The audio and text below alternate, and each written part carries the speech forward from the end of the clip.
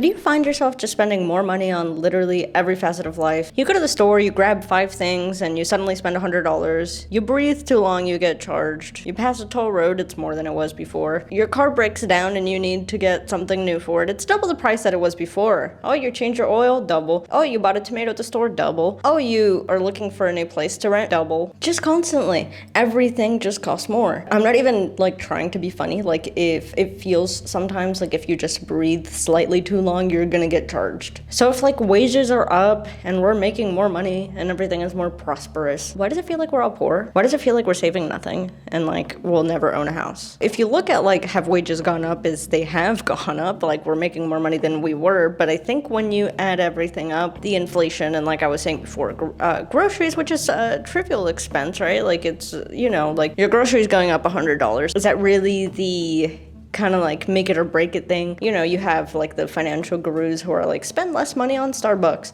Like, is that really the make it or break it thing? I don't think so. But when everything else has gone up, then it starts to be a problem. Like, sure, going to Starbucks and cutting that expense out like would save some money and also your groceries, but we're talking like every single aspect has gone up. I'm like a camera person, right? Cameras have literally gone up like 30% with the tariffs. I bought like a Pocket 3 and that thing doubled, like literally doubled. I bought it in February for $650. It's like $1,000 now. Your rent has gone up, water bill has gone up, electricity has gone up, the groceries have gone up. I don't know, maybe it's greed. There are certain things where, like they're not affected by the tariffs on paper, but like now they're going up in price. Is it greed? Like what is happening here? Kind of doesn't make sense. There are definitely aspects that are not like affected by tariffs, but they're also raising their prices. So it's kind of like, what is going on? Like your production costs haven't changed. Like why are you charging us more? So there's definitely a lot of that. And I guess you could call it greed. That might be what it is.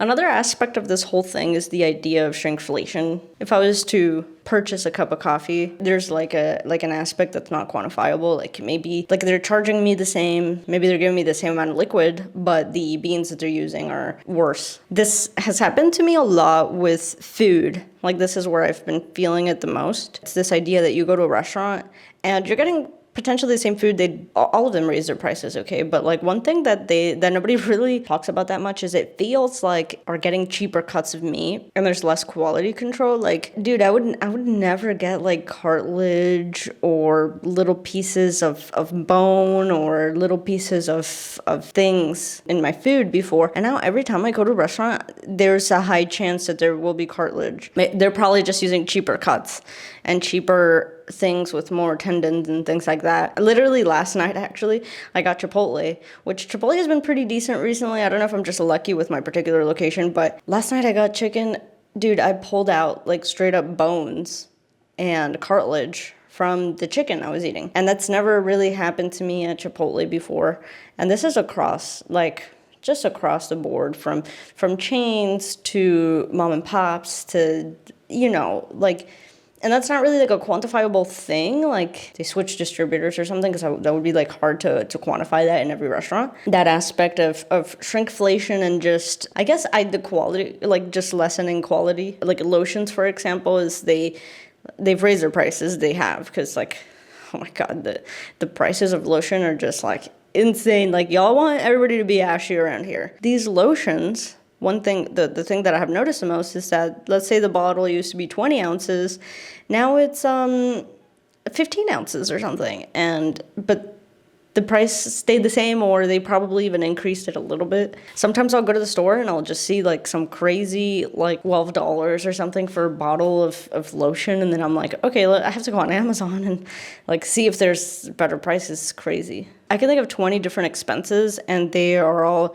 more expensive, less, worse. I can't think of anybody who hasn't tried to take advantage of the situation. Like we're talking about anything from groceries to technology to even apps. I had like Audible, I think, message me. They were like, we're raising our prices.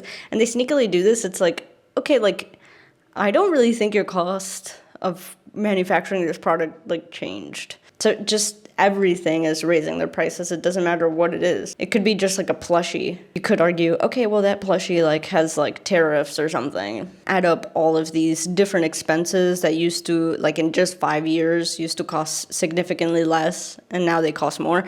It doesn't matter if the wages went up to, I believe the median went up from like, I might have to correct myself, but I think the median was like 50,000, and now I think it's gone up to like 70,000. So, okay, sure, maybe like the median salary has gone up, but houses doubled, and so has everything else. Like literally everything. We're talking anywhere from a pair of shoes. Oh, I have these Adidas, these kind of like track pants that I really like for running because they have pockets in them. They were like $17. The same pants, like nothing changed about them, are now like 25. And so it's like when you add up all these different things that just in such a short span of time have gone up, like does it really matter that your wages went up? Because did they really? You know, not to even mention that if you swam through all the garbage and you still manage to save money somehow, putting down for down payment when houses cost like, I think the median is like $450,000, say for down payment, and $450, that's like probably in like a relatively affordable area. If you live in California or something, California or Florida or New York or something like that, like good luck with that. There's a bunch of other things that are very difficult to quantify, like how many people are affected by this. Like there are some stats, right? But student loans, credit card debt, and just general debt, like people that are way over leveraged. But now there's a new one that I need to find more information on because I'm interested in this topic, but it's this idea of like buy now, pay later. And apparently a bunch of people are on the hook for this stuff. You'd have to, like, just all the odds are kind of stacked against you. Like, everything costs more, but not over the course of, like, you know, when, like, old people are talking and they're like, oh, chips used to cost a nickel. Happened in the course of 5 years where everything kind of, like, doubled. That's such a short period of time. What has happened with affordability? The doubling of houses has been pretty crazy, and even if you manage to save up a down payment, which would kind of be a miracle with how much everything costs, if you manage to save up a down payment but then you have to also like deal with the really high interest rates, it's kind of like very difficult. This concept of subscription based models as well is like you don't own anything, so you subscribe to a million different things, so it's death by 1,000 cuts. Like you're just like money is just leaving your account, and they're greedy, so they're asking for more, so you're just draining money out. And yes, like, you know, I'm sure Dave Ramsey will be like, well, just stop buying Starbucks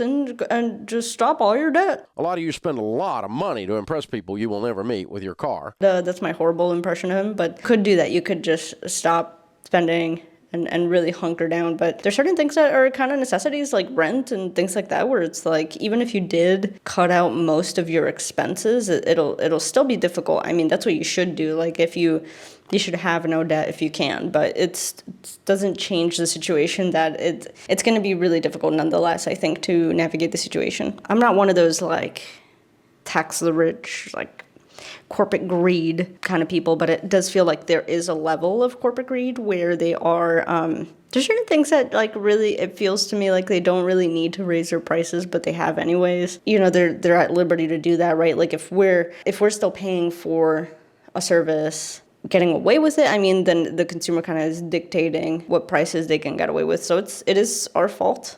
And that'll probably change when we stop purchasing certain things, like the prices will come down. Once you add up everything and your salary is like pretty much poof gone.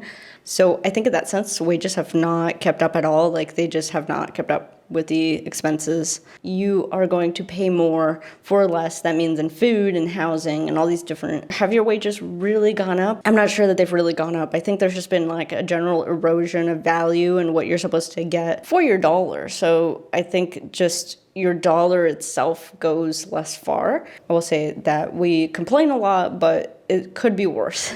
I know it's not really like a positive thing to say. I don't want the video to be totally negative, so let's talk about like what you could do about spending more money and feeling poorer. Well, I do think that the traditional advice of keeping as little debts and little like expenditure as possible is still qualifies. It's like you should regardless of everything sucking and all the jobs sucking and everything, you still probably want to find like the thing to do that'll improve your income, whether that's a business or improving your career, going back to college or getting a trade or something. You should definitely not just be like, well, and then just not do anything about it. I mean, you can do that, but like by the time you get to retirement age, you're gonna have no money left. And you should also just be trying to play the game, like learn about investing, learn about not doing dumb things, like for example, taking out a car. Like a lot, I watch the Dave Ramsey show a lot, and like a lot of times people will like take out a car that they have no business taking out because they're just trying to like afford the payment. Informing yourself and not doing a lot of those things.